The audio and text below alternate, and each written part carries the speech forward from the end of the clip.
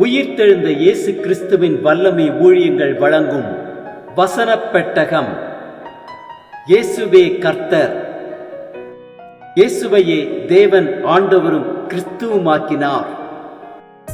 இயேசுவே ராஜாதி ராஜா, கர்த்தாதி கர்த்தா. கிறிஸ்துவே மரித்தோர் மேலும் ஜீவனுள்ளோர் மேலும் ஆண்டவர். கிறிஸ்துவே போதகரும் ஆண்டவருமாயிருக்கிறார். வசனப் பெட்டகத்தின் இன்றைய தின கருப்பொருள் அடைக்கலம். தேவன் நமக்கு அடைக்கலமும் பலனும் ஆபத்து காலத்தில் அனுகூலமான துணையுமானவர். அடைக்கலத்தை குறித்ததான வேத வசனங்களை பார்க்கலாம். சங்கீதம் 9:9 வாசிக்கிறோம், சிறுமைப்பட்டவனுக்கு கர்த்தர் அடைக்கலமானவர், நெருக்கப்படுகிற காலங்களில் அவரே தஞ்சமானவர்.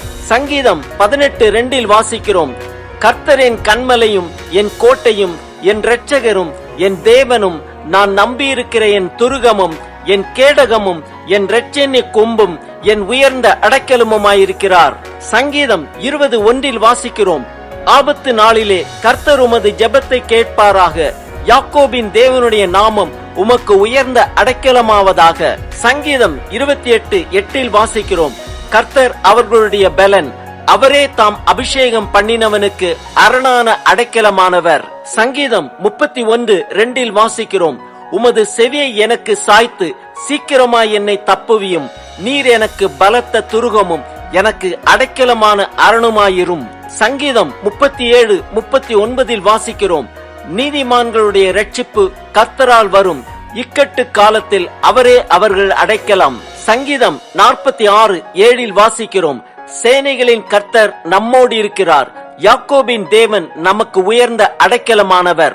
சங்கீதம் 48:3 வாசிக்கிறோம், அதன் அரமனைகளின் தேவன் உயர்ந்த அடைக்கலமாக அறியப்பட்டிருக்கிறார். சங்கீதம் 59:1 வாசிக்கிறோம், என் தேவனே, என் சத்துருக்களுக்கு என்னை தப்புவியும், என் மேல் எழும்புகிறவர்களுக்கு என்னை விலக்கி உயர்ந்த அடைக்கலத்திலே வையும்.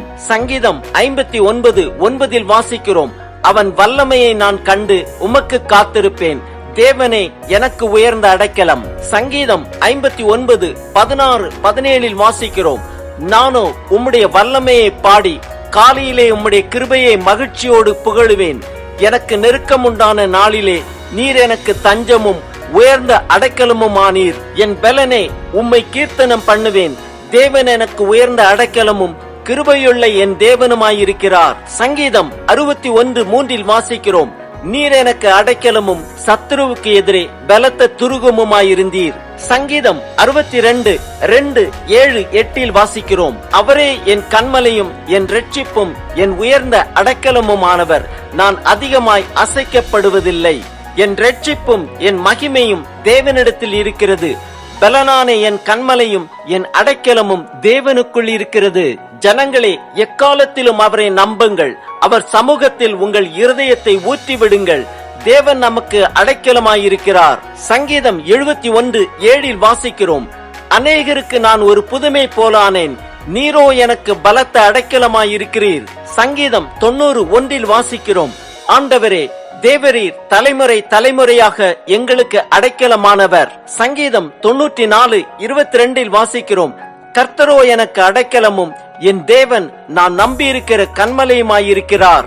ஆம், தேவன் நமக்கு அடைக்கலமும் பலனும் ஆபத்து காலத்தில் அனுகூலமான துணையுமாயிருக்கிறார். அவரே நம் சத்துருவுக்கு எதிரே பலத்த துருகமுமாயிருக்கிறார்.